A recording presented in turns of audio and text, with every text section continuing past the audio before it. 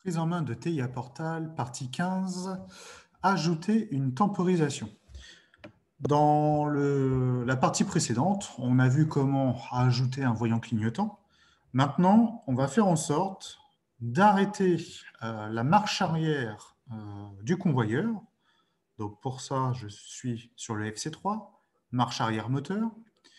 Et on va faire en sorte que la marche arrière, elle va s'arrêter actuellement en appuyant sur S4, mais moi j'aimerais qu'elle s'arrête aussi par le biais d'une tempo. Donc soit c'est S4 qui arrête la marche arrière, soit c'est un contact, enfin soit c'est une temporisation. Donc pour ça, je vais aller dans mes variables et je vais déclarer une variable de temps. Alors, une variable de temps, c'est un type de données time qui, par défaut, une donnée time va s'adresser sur un pourcentage MD.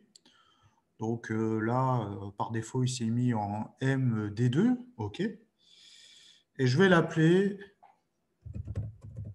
donnée time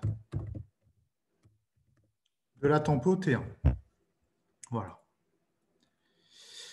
Je peux ajouter un commentaire.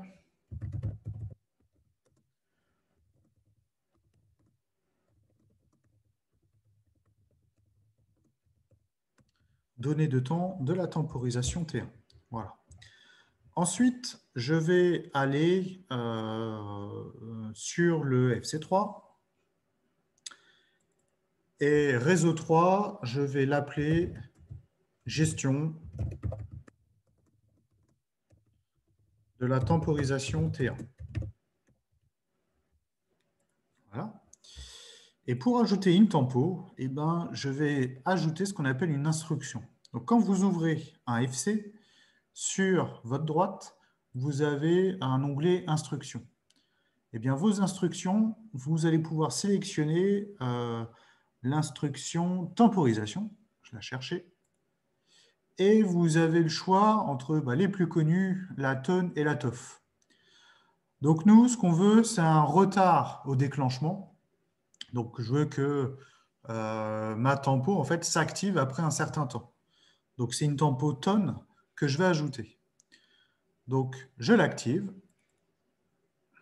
Donc pour ça, je la sélectionne et je la fais glisser sur mon réseau. Patienter un petit peu. Et par défaut, il va m'appeler cette tempo IESC timer 0dB. Donc nous, on va plutôt l'appeler T1, pour tempo T1, et on va faire OK. Donc là, par défaut, ma tempo s'appelle T1 et il a une adresse pourcentage dB1. Cette tempo, pour qu'elle se trouve activée, il va falloir qu'il y ait ici un lien d'activation. Eh bien, ce lien d'activation, c'est quand KM2 se trouve enclenché. Donc, je sélectionne un contact et je vais l'appeler KM2. Donc, mon contact KM2 va permettre d'activer la tempo. Ensuite, ici, je vais placer un contact de temps. Pas un contact, mais une info de temps. Donc, je veux une tempo de 5 secondes. Donc, j'ai juste tapé 5 et par défaut, il va me l'inscrire en T dièse 5S. Et ici, c'est une donnée de temps. Donc, les données de ma tempo, il va falloir qu'elles se chargent dans un mot. Eh bien, ce mot, c'est le mot qu'on a créé tout à l'heure en amont dans les variables données time T1. Donc, je la sélectionne et je fais entrer. Ensuite, sur la désactivation de KM2, je vais placer en parallèle un contact.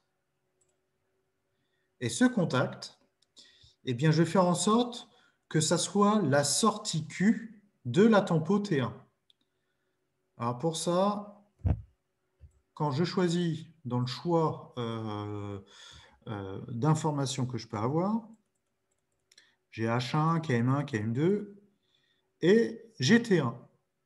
Donc, quand je le sélectionne T1, donc la tempo T1, j'ai le choix entre l'information d'entrée ou l'information de sortie.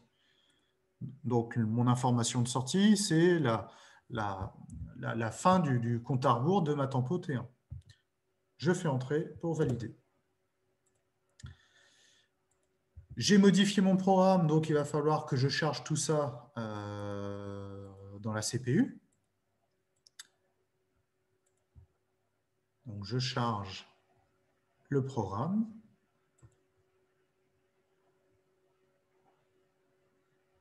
Tout est passé au vert. Ensuite, je passe en ligne. Alors, j'étais déjà en ligne. Et là, je fais en sorte d'activer KM2.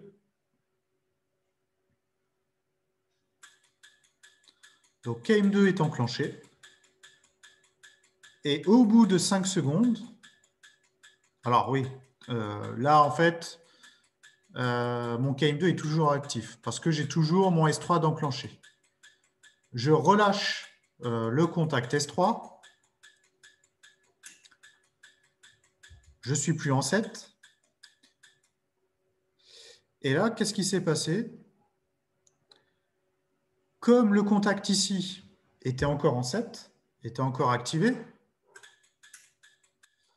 il se passe 5 secondes, et au bout de mes 5 secondes, ma tempo revient à 0, et au bout de mes 5 secondes, le contact T1Q s'enclenche et active le reset de KM2. Donc je recommence une fois, j'appuie sur S3 pour enclencher KM2 et je le désactive aussitôt. KM2 est seté, mes 5 secondes s'activent, et à la fin de mes 5 secondes, ma sortie Q ici va m'activer le T1Q. Donc là, ici, lui, il va s'enclencher. Alors, on n'a même pas eu le temps de le voir en animation, mais il s'est enclenché, ce qui m'a permis de resetter le KM2. Voilà, donc ça, c'était une façon de faire pour insérer une temporisation sur TIA Portal.